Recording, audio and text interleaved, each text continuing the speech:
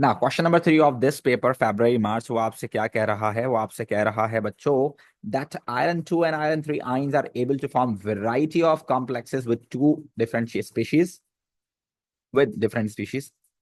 Define complex. Complex क्या होता है भाई? कॉम्प्लेक्स आप सबको पता है क्या होता है। जो ट्रांजिशन मेटल आइंस होते हैं ये लिगेंड्स के साथ मिलकर क्या बनाते हैं? कॉम्प्लेक्सेस बनाते हैं। और ये ट्रांजिशन मेटल आइन को सराउंड किए हुए होते हैं बाय डेटिव बॉन्ड। तो this is actually what complex, right? So आप यहाँ लिख सकते हैं it's chemical species, right? Chemical, it is a chemical species. ये केमिकल स्पीशी है, ठीक है ना? जो कि जिसके अंदर आपके पास मौजूद क्या है? इन विच ट्रांजिशन मेटल, आप पूरा लिखिएगा भाई, ठीक है ना? ट्रांजिशन मेटल आइन surrounded is surrounded by set of ligands, ठीक है ना? जो कि लीगेंड से क्या होता है? सराउंडेड होता है through dative bonding, right? Through dative bonding. अब ये डेफिनेशन अगर आपको याद ही नहीं होगी तो फिर ये 2 नंबर आप एग्जाम में 1 नंबर कैसे लेंगे? 1 नंबर या 2 नंबर, व्हाटएवर। उसके बाद अब ये बिल्कुल बेसिक सा स्टेप है, इसमें मतलब आपने क्या ही करना है। वो आपसे कह रहा है कि भाई कोऑर्डिनेशन नंबर 6 है, यानी कि 6 डेटिव बॉन्ड बन रहे हैं। Table 3.1 give some details in different complexes of iron 2 and iron 3, complete table 1। 6 coordination number यानी कि 6 कोऑर्डिनेट कोवेलेंट बॉन्ड्स बन रहे हैं, यानी कि डेटिव बॉन्ड्स बन रहे हैं। इसमें एमाइन हमारे पास मोनोडेंटेट लीगेंड है, जिसके पास सिर्फ और सिर्फ एक ही लोन पेयर होता है देने के लिए। आयरन 2 प्लस का चार्ज है और ये न्यूट्रल भी है।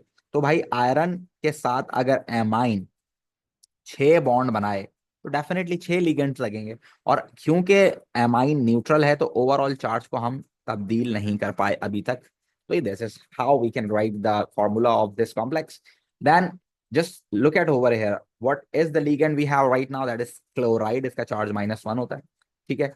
और आप इसमें देखें, एक क्लोराइड का चार्ज -1 होता है, तो 4 का कितना हुआ? -4। और ओवरऑल आंसर आ रहा है 2-। इसका मतलब यहाँ पर हमने यूज किया है आयरन 2 प्लस, ठीक है ना? और उसका कोऑर्डिनेशन नंबर कितना है? 4 बॉन्ड है तो 4, ठीक है ना भाई?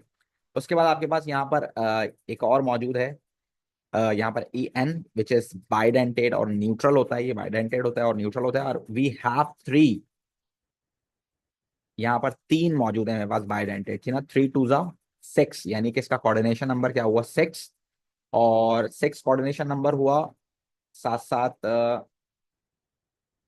इसका चार्ज मेरे ख्याल से न्यूट्रल ही होता है ना? एक, हाँ, ये न्यूट्रल है, इथाइनामाइन, ठीक है, इथेनामाइन, ठीक है, तो न्यूट्रल है।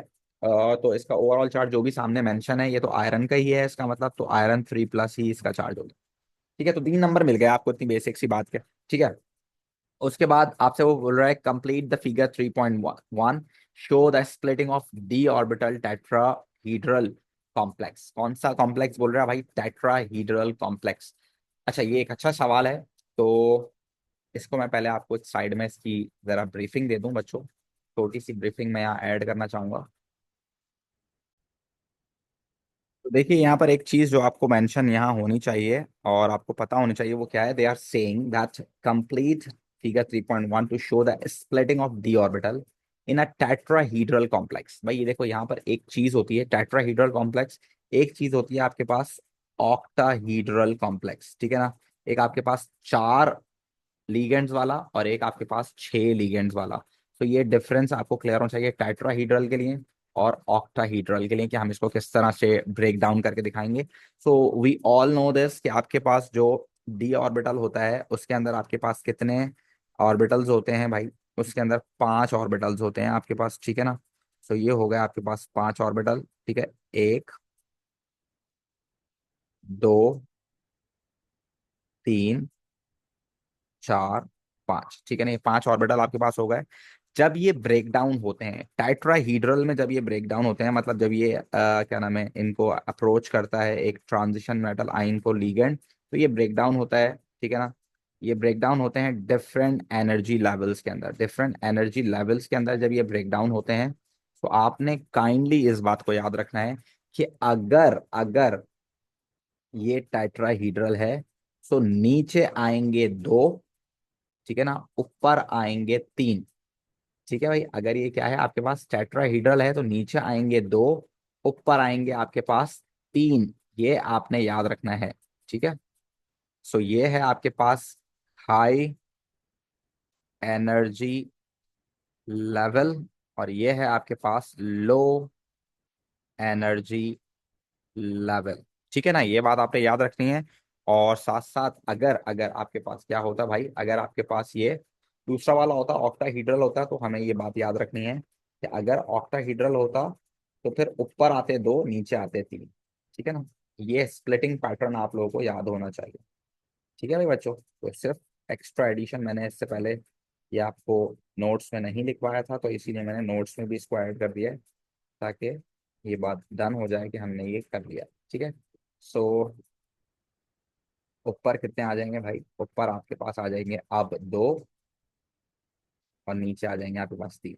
तो फिलहाल उसने हमसे टेट्राहीड्रल बोला है, तो टेट्राहीड्रल बोला है तो उसने हम ये लिखेंगे कि ऊपर तीन नीचे दो। ठीक है भाई, ये आपने याद रखना है।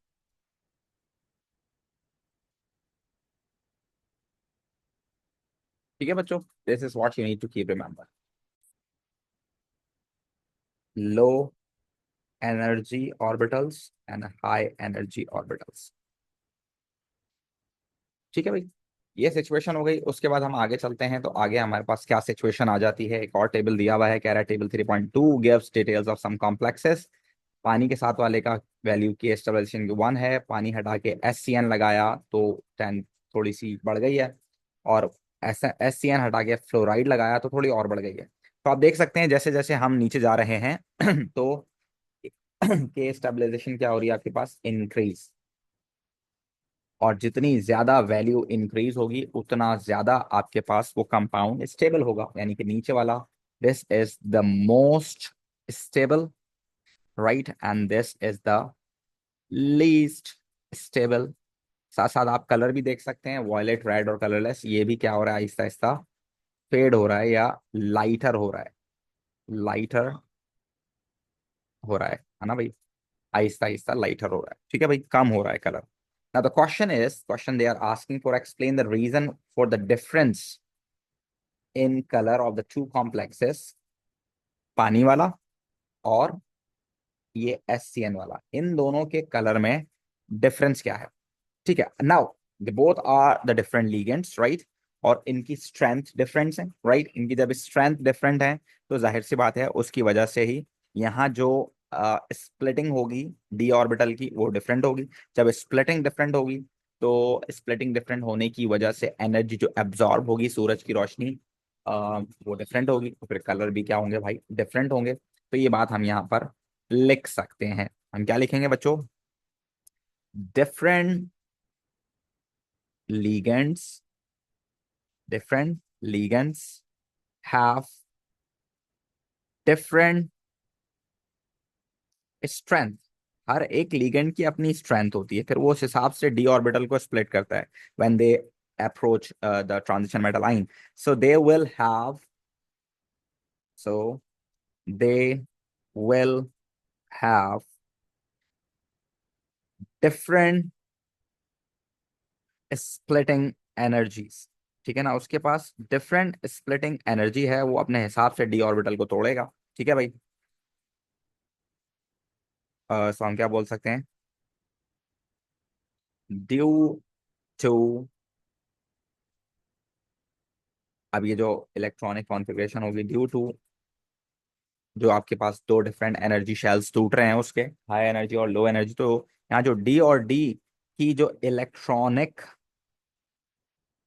ट्रांजिशन है, ड्यू टू द डिफरेंट या due to the D D electronic transition, जो इलेक्ट्रॉन घूमेंगे लो एनर्जी से हाई एनर्जी से और हाई एनर्जी से लो एनर्जी, तो वो डिफरेंट एनर्जीज को क्या करेंगे, एब्जॉर्ब करेंगे, जिसकी वजह से आपके पास डिफरेंट कलर ऑब्जर्व होंगे, right.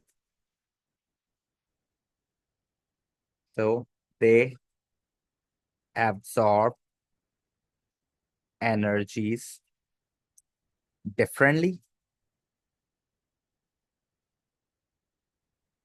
therefore different colors are observed, therefore different colors are observed। ठीक है भाई, तो ये सिचुएशन है। Now, next, they are saying write an expression for K stabilization of this FeH2O SCN। तो ठीक है, तो कोई मतलब बड़ी बात नहीं है। फॉर सपोज अगर आपके पास पानी है 6, ठीक है ना, और उसके अंदर क्या हो रहा है भाई, आप उसके अंदर SCN ऐड करते हो, तो डेफिनेटली एक SCN एक पानी को क्या कर रहा है, रिप्लेस कर रहा है। So this is like that, ये इस तरह से हो रहा है। SCN का चार्ज क्या है भाई, SCN का चार्ज -1 है, तभी यहाँ पर ओवरऑल चार्ज कितना रह गया, 2+ रह गया, ठीक है। और साथ साथ एक वाटर मॉलिक्यूल बाहर निकल गया। तो ये इक्वेशन है। इस इक्वेशन को अगर आप के स्टेबलाइजेशन में लिखते हो तो वी नो दिस के प्रोडक्ट को हम ऊपर लिखते हैं हमेशा। जब हम प्रोडक्ट को ऊपर लिखते हैं और उसका जो चार्ज है उसको अंदर लिखते हैं, तो हम इसको इस तरह से लिख सकते हैं, FeH2O 5 टाइम SCN 2+, इसको ब्रैकेट के अंदर करेंगे। ये एक चीज है जो कि आपको याद रखनी है। दूसरी चीज आपको जो याद रखनी है कि यहाँ पर भी आपने यही करना है कि जो इसका चार्ज होगा इसको आप अंदर रखेंगे, और साथ साथ SCN-। तो ये हो गया आपके पास क्या भाई, एक्सप्रेशन जो कि आपको याद रखनी है यहाँ पर, ठीक है। आगे चलते हैं। आगे चलने के बाद वो हमसे कह रहा है use the information table 3.2 calculate the value of equilibrium constant Kc for the reaction. और ये रिएक्शन उसने दिया है। अच्छा जी, ये रिएक्शन उसने हमें दिया है, तो हम इस रिएक्शन को हमें बनाना पड़ेगा, ठीक है ना, इस रिएक्शन को हमें बनाना पड़ेगा। और इस रिएक्शन को हम कैसे बनाएंगे भाई, इस रिएक्शन को बनाने के लिए पानी है, पानी से अगर हम फॉर सपोज पास आउट कराएं, हमारे पास ये ऊपर वाली जो इक्वेशन हमने लिखी है SCN वाली, पानी है, SCN है, ठीक है ना। तो मेरे हिसाब से इस इक्वेशन को, अच्छा इस इक्वेशन, अच्छा इसको हम ना पहले बना लेते हैं कहीं पर, कोई खाली पेज मिल जाए तो उसमें हम इसको बना लें। इसको हम ऊपर बना लेते हैं इक्वेशन, ठीक है ना। इस इक्वेशन को हमें बनाना पड़ेगा, तब जाके हमारे पास कुछ हल निकलेगा। सो हम इसको कैसे बनाएं भाई, हम इस इक्वेशन को बनाते हैं ऐसे।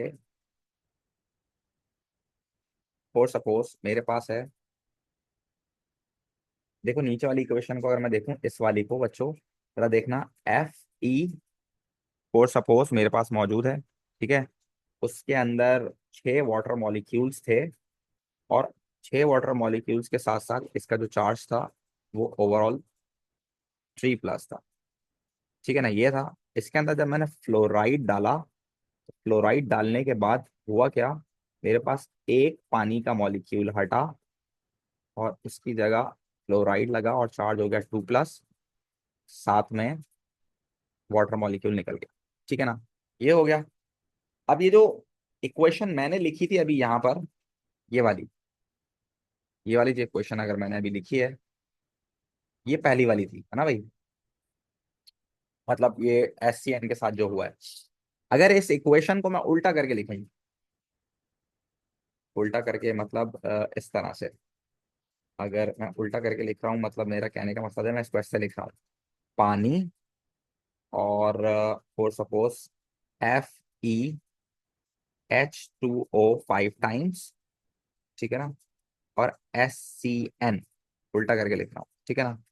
इन दोनों को अगर मैं मिलाऊं तो मेरे पास क्या बन जाएगा भाई, FeH2O 6 टाइम्स वही वाला बन जाएगा, और साथ में क्या निकल जाएगा भाई, इसके अंदर से SCN निकल जाएगा।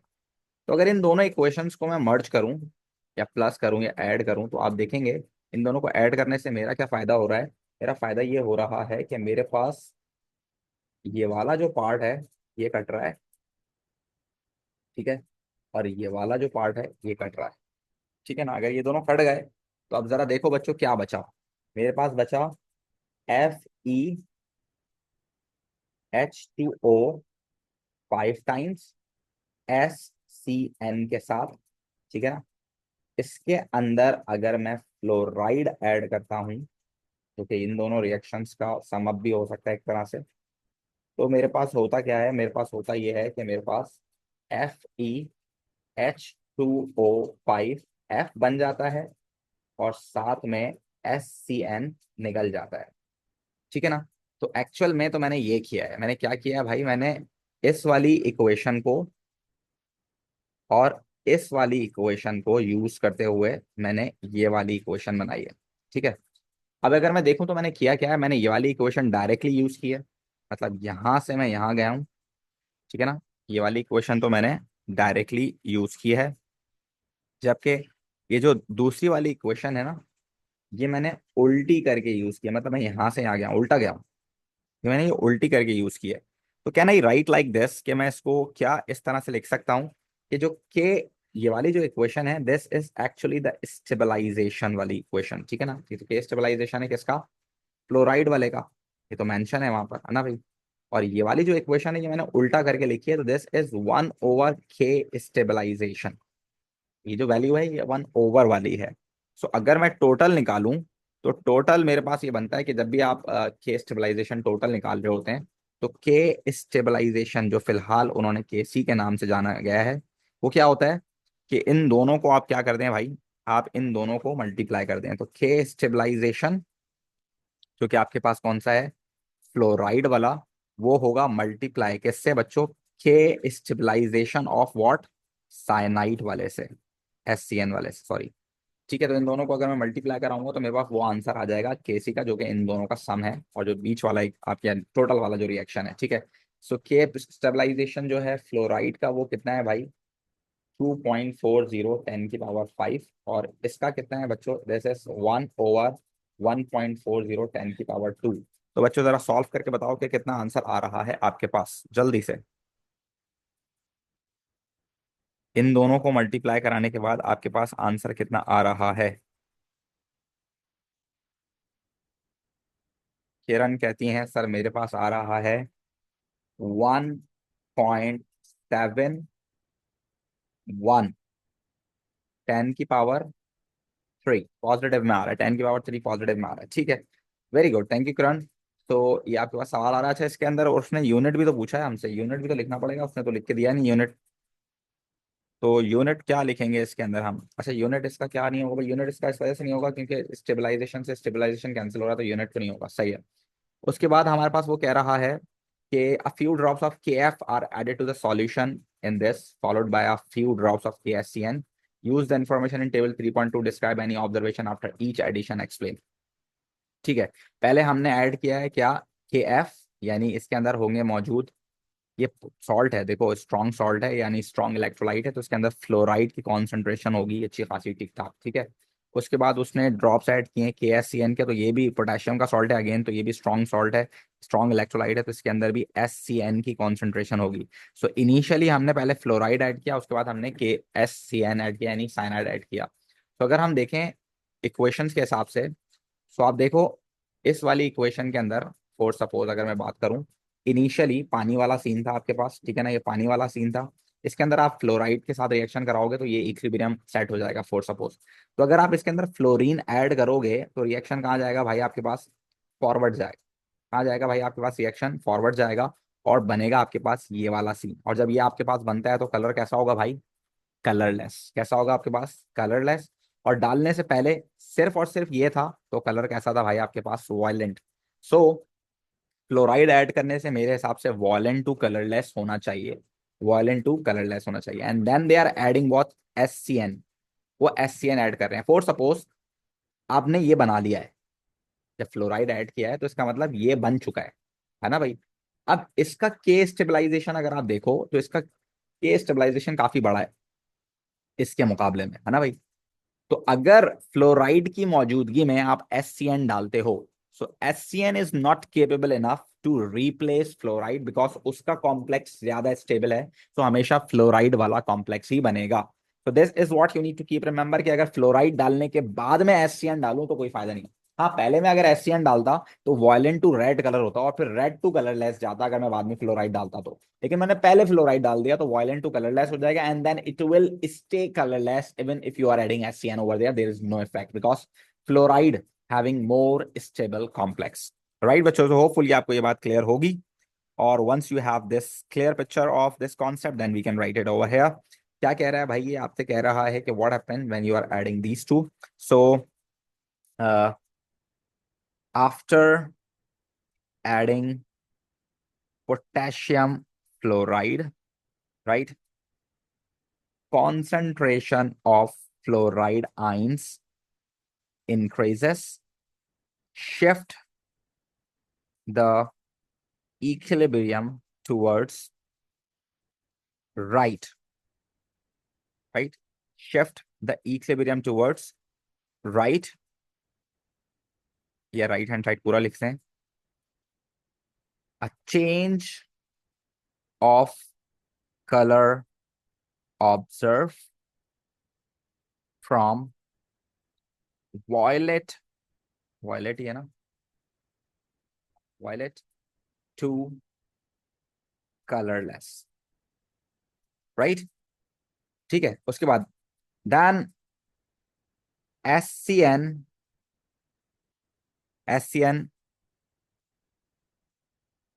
is SCN जो है, अगर हम इससे या पूरी बात लिख दें तो ज्यादा बेहतर है. ये वाली बात लिख देते हैं, FeH2O5SCN. ये जो है आपके पास is less stable than FeH2O5 fluoride. Therefore, no visible change would observe on adding KSCN. ठीक है. कोशिश कीजिएगा ये जो आपको यहाँ नजर आ रहा है इस पे ना लिखें. इस पे लिखेंगे तो एक्सेप्टेबल नहीं होगा. ठीक है. तो जितना हो सकता है आप इससे दूर रहें. स्केन वाली जितनी भी चीजें होती हैं उस पर मत लिखिएगा भाई. सही है. So this is what you need to keep remember. And then here we have C part over there. They are saying hydrated complex of J. J क्या चीज है भाई? K3FeCO, ये फला फला. Contain the green complex ion. This the value of X can be determined by the titration of this with KMnO4. ठीक है. Fe2 plus है ना, अगर तो Fe2 plus होता है तो भाई वो reducing agent होता है because it can further oxidize into Fe3 plus. So KMnO4 से उसकी titration हो सकती है. Then magnate ions oxidize to C2O4 ions in acidic conditions. ठीक है. Write a half equation for the oxidation of this ethane dioate ion है मेरे ख्याल से ये, और for the reduction of manganate ions ये लिखना है आपने. अच्छा भाई, C2O4 है. C2O4 जो है इसको आपने जो भी किया है, देखो कार्बन वाली चीज बनेगी ना जब हम इसको ऑक्सीडाइज करेंगे या व्हाटएवर जो भी हम इसको रिड्यूस करेंगे, तो कार्बन जिसमें है तो कार्बन वाली प्रोडक्ट ही बनाएगा तो कार्बन डाइऑक्साइड बन जाएगा. उसके साथ साथ आपके पास जो मैग्नेट है, तो मैग्नेट वाला जब ऑक्सीडाइज या रिड्यूस होगा या व्हाटएवर इसका रिएक्शन होगा तो आपके पास मैग्नेट वाली ही चीज बनेगी. तो ये दोनों आपने लिख लिया. ये हम सीख चुके हैं रेडॉक्स के अंदर. तो सेम वही सिचुएशन है भाई. सबसे पहले तो कार्बन बैलेंस कर लो, एलिमेंट्स को बैलेंस करना होता है. तो मैंने यहाँ 2 लगाया तो कार्बन बैलेंस होगा 2, ऑक्सीजन भी बैलेंस होगा इत्तेफाक से. Everything is going to be balanced over here. I just need to balance the electrons over there. तो इलेक्ट्रॉन को बैलेंस करूंगा तो we have already 2 minus over here, right. हमारे पास 2 माइनस का चार्ज है, यानी यहाँ पर -2 चार्ज है. तो अगर मैं 2 इलेक्ट्रॉन यहाँ पर और लिख दूं तो भाई -2 और -2 कितना हो जाएगा आपके पास? -4 हो जाएगा. और ये 0 है तो ये तो बैलेंस नहीं हुआ ना. तो अगर मैं यहाँ -2 ऐड कर दूं, यानी कि यहाँ 2 इलेक्ट्रॉन ऐड कर दूं, तो this is -2 and this is -2. Now the charge is balance on both side. So we can balance charge by writing 2 electrons over there. Now this is the balanced chemical equation, half equation, sorry. Then यहाँ पर magnet में आप देखें 4 oxygen है, तो 4 oxygen को balance करने के लिए we always write what 4 water molecules, right. हम यहाँ 4 वाटर मॉलिक्यूल्स लगा सकते हैं, ऑक्सीजन बैलेंस हो गया. बट हाइड्रोजन भी ऐड होगा राइट हैंड साइड पे. तो हाइड्रोजन को बैलेंस करने के लिए आई can right 8 hydrogen ions over there. Now the remaining part which is going to be balanced is again what? Electrons. So you all can see this 8 positive 1 minus will give you +7. यहाँ हमारे पास +7 का charge है जबकि यहाँ +2 का charge है. हमें charge को बैलेंस करना है. अगर फॉर सपोज मैं यहाँ 5 इलेक्ट्रॉन लगाता हूं तो ये हो गया -5, यानी कि ओवरऑल यहाँ हो गया -3, which is not balanced, right. हाँ, मैं एक काम कर सकता हूँ कि ये +8 और -1 कितना हो गया भाई? +7. सो अगर मैं यहाँ 5 इलेक्ट्रॉन्स लगा दूं तो ये -5 करके क्या हो जाएगा? +2. एंड इधर भी +2 है तो ये चार्ज हो जाएगा balance. So simply I can write 5 electrons over there, जो कि इस इक्वेशन को क्या कर देगा भाई? बैलेंस कर देगा. होपफुली बात आपको समझ आ गई होगी, राइट, क्योंकि हम ये रेडॉक्स में कर चुके हैं। Now, they are going to talk about what the student prepares a solution containing 0.1 gram of J. The student titrate this solution by 0.02 mole per decimeter cube of camphor, obtain this volume, right? All ethane diode ions are going to be oxidized and calculate the value of X in. अच्छा, ये आपने water of crystallisation actual में find out करना है। क्या करना है भाई? Water of crystallisation find out करना है। तो इसमें करना क्या है, बस ध्यान में रखो। Water of crystallisation find out करने के लिए आपके पास इस पूरे का एमआर होना जरूरी है। इस पूरे का एमआर होगा ना आपके पास, तो आप पानी को उधर बेच के माइनस कराओगे और 18 से डिवाइड कराओगे, आपके पास एक्स की वैल्यू आ जाएगी। अभी आपके पास सिर्फ ये वाला एमआर है, मतलब ये वाला एमआर तो है आपके पास, इसके साथ वाला चाहिए मुझे। अब इसके साथ वाला होने के लिए आप फॉर्मूला लगा सकते हो मॉलिक्यूलर मास का। क्या होता है वो भाई? मास डिवाइड बाय मोल्स, है ना भाई? वैसे फॉर्मूला क्या होता है? मास डिवाइड बाय एमआर ना, तो एमआर ही निकालना है तो mass divide by moles. Now they gave us the mass, हमें चाहिए मोल्स, और मोल्स हम टाइट्रेशन से निकाल सकते हैं। तो कोई मसला ही नहीं है भाई, इतना सिंपल सा है। अगर आपको टेक्निक आती है तो आप सॉल्व कर सकते हो, है ना भाई? तो सबसे पहले हम निकाल लेते हैं मोल्स भाई। तो मोल्स निकालेंगे हम किसके? KMnO4 के, जिसका इन्फॉर्मेशन हमें गिवन है, that is C/V/1000। concentration is already given 0.022। Volume is also given, that is 12.2। Divide by करेंगे 1000, तो बताएं जल्दी से बच्चों कितने मोल्स आ रहे हैं? क्विकली मोल्स बताइए कितने आ रहे हैं बच्चों, जल्दी से बता दें। 2 हाँ 2.44? नहीं यार, चेक करो, मेरे ख्याल से मिस्टेक की है तुम लोगों ने। 2.44 तो नहीं आ रहे होंगे। तीन बच्चों के एक जैसे आंसर आ रहा है। KMnO4 के मोल्स 0.02 इंटू 12.2 डिवाइड बाई 1000। पक्की बात है भाई, यही आ रहे हैं। चलो आप लोग कह रहे हो तो मैं लिख देता हूँ। 2.44 10⁻⁻⁴ आपके कहने पे मैंने ये लिख दिया। ठीक है, now let's move on towards the relation. अब रिलेशन लगाना पड़ेगा भाई हमें इसका। तो रिलेशन क्या होगा? आप देखें, जब हम इसको इक्वेशंस को सॉल्व करेंगे, तो इस इक्वेशन को हमें 5 से मल्टीप्लाई कराना पड़ेगा भाई, और इस इक्वेशन को हमें 2 से मल्टीप्लाई कराना पड़ेगा। उसके बाद इलेक्ट्रॉन से इलेक्ट्रॉन कैंसिल होंगे, तो जो ओवरऑल इक्वेशन बनेगी वो ये बनेगी कि 5C2O4 reacting with 2MnO4 minus. तो इनका रिलेशन बनेगा 5:2 का। इनका रिलेशन क्या बनेगा भाई? 5:2 का रिलेशन बनेगा। तो यही रिलेशन मैं यहाँ लिख रहा हूँ, क्योंकि मुझे मोल्स चाहिए C2O4 के ना। C2O4 के मुझे रिलेशन चाहिए मैग्नेट आइन के साथ। जो रिलेशन हुआ इक्वेशन में वो, कि 5 इथेन डायोइड आइंस जो हैं, 2 मैग्नेट आइन से रिएक्शन करते हैं। तो इफ यू हैव 2.44 10⁻⁻⁴, सो बताओ बच्चों आपके पास कितने मोल्स आए इथेन डायोइड आइंस के? मोल्स ऑफ इथेन डायोइड आइंस कितने आए? जल्दी से बताओ बच्चों कितने आ रहे हैं? It is 6.1 10⁻⁻⁴। वेरी गुड, ये आपके पास मोल्स आ गए। शाबाश, thank you so much every one of you. Now once you have moles, तो हम इसका क्या निकाल सकते हैं भाई? इसका एमआर निकाल सकते हैं, क्योंकि देखो जितने मोल्स इसके हैं। अच्छा, ये असल में मसला ये है कि इसका रिलेशन का मसला है। इसके रिलेशन का मसला है, तो अब हमें मोल्स दोबारा से निकालना पड़ेंगे। इसका रिलेशन ये एक एडिशनल चीज है जो नॉर्मली ओ लेवल्स में नहीं आती।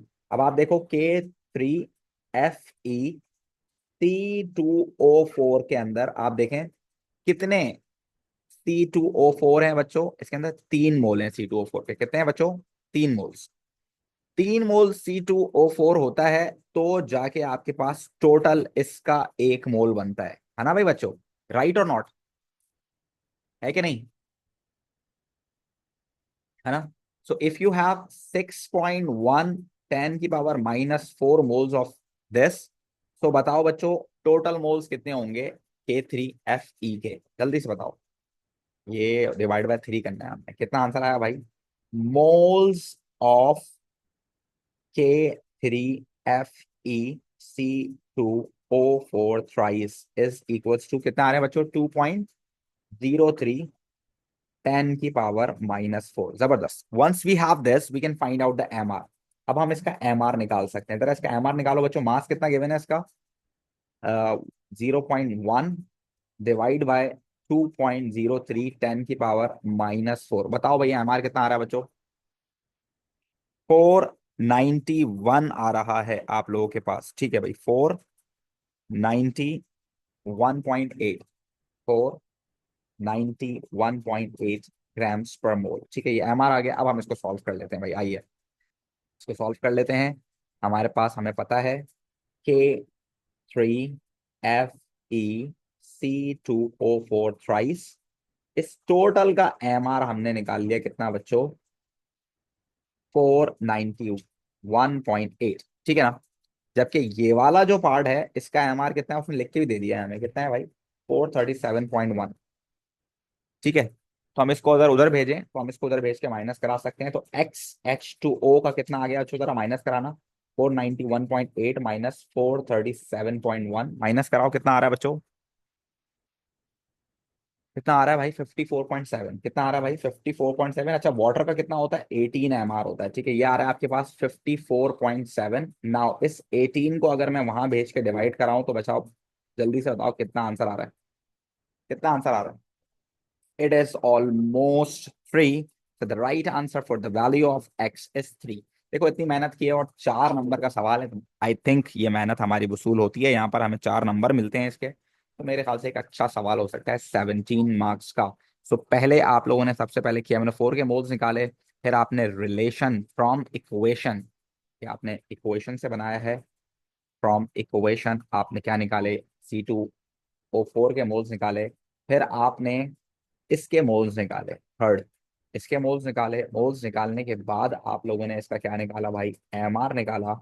और उसके बाद आपने इसकी एक्स की वैल्यू निकाली। तो टोटल 5 स्टेप्स हैं, और ये 5 स्टेप्स इस तरह से होंगे। And this is the question number 3 that we have in this paper.